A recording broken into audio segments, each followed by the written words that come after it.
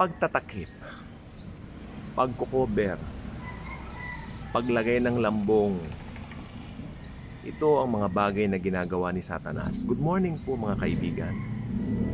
Join me as we explore ang pagtatakip ni Satanas sa mata ng mga hindi mananampalataya. Alam natin ang mundo ngayon ay punong-puno ng tensyon, punong-puno ng mga bagay na nakakagulat, nakabibigla, at kung hindi ka palabasa ng kanyang banal na salita, mga salita ni Kristo Jesus na nakasulat sa Bible, ikaw ay talagang magugulumihan at matatakot.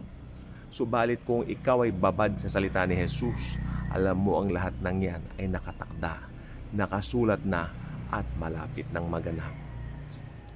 Pag-uusapan natin ngayon, sa panahon po natin ngayon, ang critical na kalagayan ng mundo. Mundo na kung saan napakaraming kaguluhan. Mundo na kung tawagin natin ay mundo na walang katiyakan. Subalit meron pang mas higit tungkol sa mundong nasisilayan. Ito ay ang mundo na ginagalawan ng sangkakristyanuhan. Anong mundo nga po ba ang ginagalawan ng sangkakristyanuhan? Ito ay ang mundo ng pagsamba sa Panginoong Hesukristo.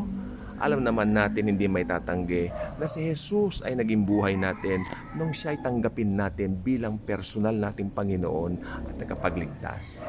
Ngunit higit pa po sa riyan ang pangyayari na alam naman natin kahit lahat tayo ay umahawak na po ng Biblia at banal na aklat ni Jesus, tayo po ay pwede pa rin pong malinlang.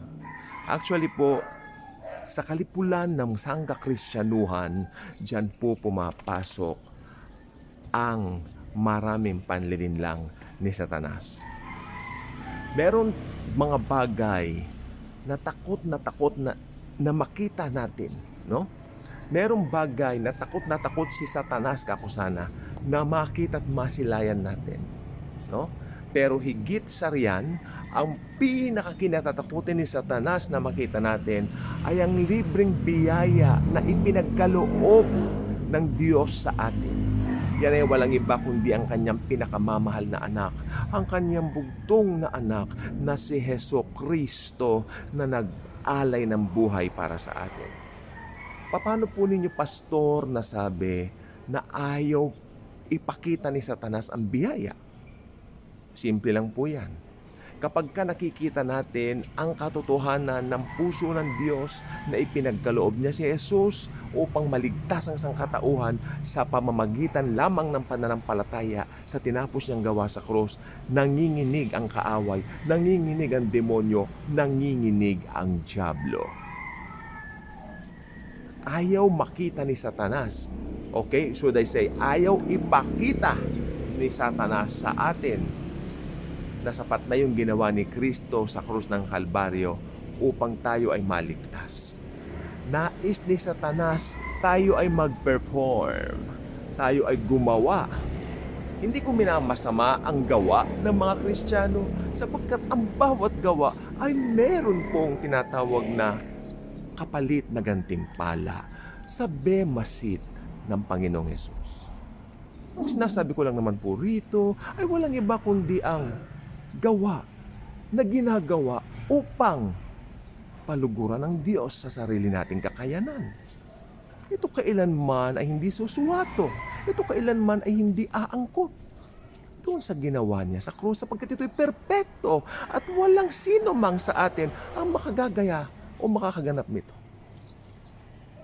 Sapat na ang ginawa ni Jesus upang tayo ay maligtas. Pero si Satanas nanginginig.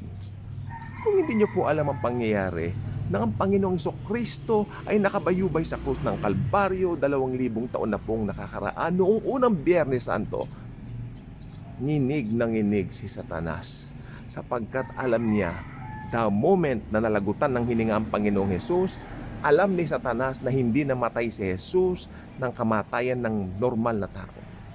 Namatay po si Jesus dahil ibinigay niya ang kanyang sarili. Kusa niya itong ibinigay. Alam din ni Satanas na bilang Diyos, hindi pwedeng mamatay si Jesus. sapagkat naniniwala po ako, alam ni Satanas kung gaano ka-powerful si Jesucristo. At alam ni Satanas, the moment na malagutan ng hininga ang Panginoong Hesus, ang kaligtasan sa buong mundo ay mabubuksan na sa pamamagitan ng biyaya ng Diyos. Kaya takot na takot, nginig na nginig ang diablo during that time. When Jesus say, when he said, it is finished, naganap na, nangatog ang diablo. Nanginig ang diablo sapagkat ang kanyang panahon ay nabibilang na. Kaya ang nais ng diablo sa panahon natin ngayon, wag natin makita yung ginawa ni Jesus sa cross. At lalo po siyang nanginig sapagkat after 3 days, matapos lamang po ang 3 araw na singkad, bumangon ang Diyos Anak mula sa puntod niya, mula sa libingan niya, upang ipakita ang resibo ng ating kaligtasan. Sa makatuwid bagay, pag-ibig na walang hanggan. Sa makatuwid bagay, ang puso ng Diyos ang dumaloy sa buong sangkatauhan.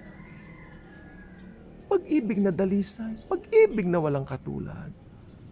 Naway ito'y makita ng buong mundo. Ganyan ang pag-ibig ni Jesus sa mundo.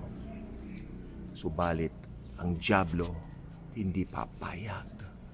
Ang diablo ay patuloy na gagawa ng paraan. Rehilyon, mabubuting gawa. Okay?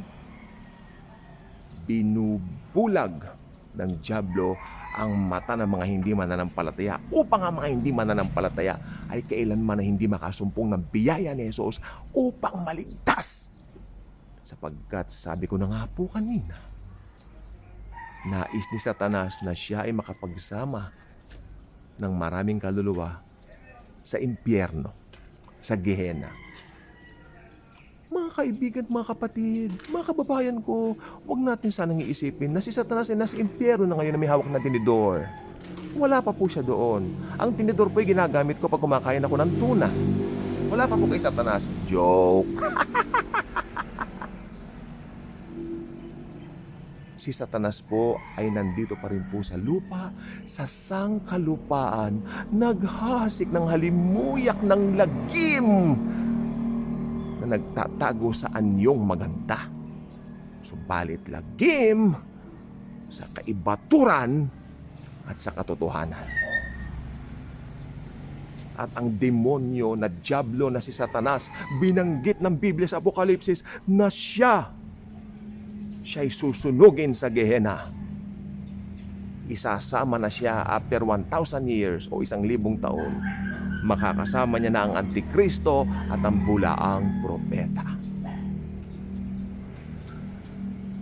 Kaya itong panahon natin ngayon, kritikal sa mga bagay na nakikita natin. Kritikal ng mga pangyayari sa mundo.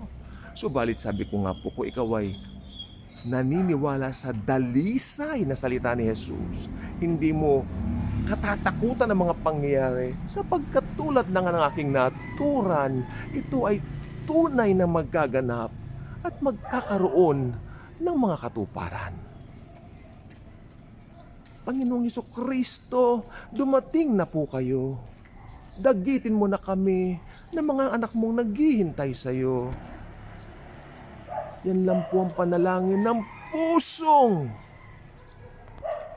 tunay na nananabik na masilayan ka sa unang pagkakataon. Yan nawa ay maging panalangin ng bawat Kristiyano na tumanggap ng iyong biyaya. At naway isang araw, ang isang kaulapan, ang isang kalangitan ay mabuksan at kami pumaitaas na kasabay ng mga nauna ng pumanaw nung paman ng mga mananampalataya mo.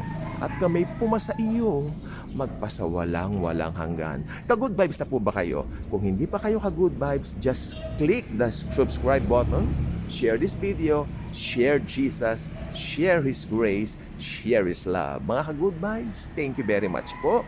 At naniniwala po ko, tayo pong mga anak ng Diyos na mga nasa biyaya ni Jesus, hindi kailanman matatakpan ng ating mga mata. Lagi tayong nakakita dahil kay Kristo Jesus. Thank you.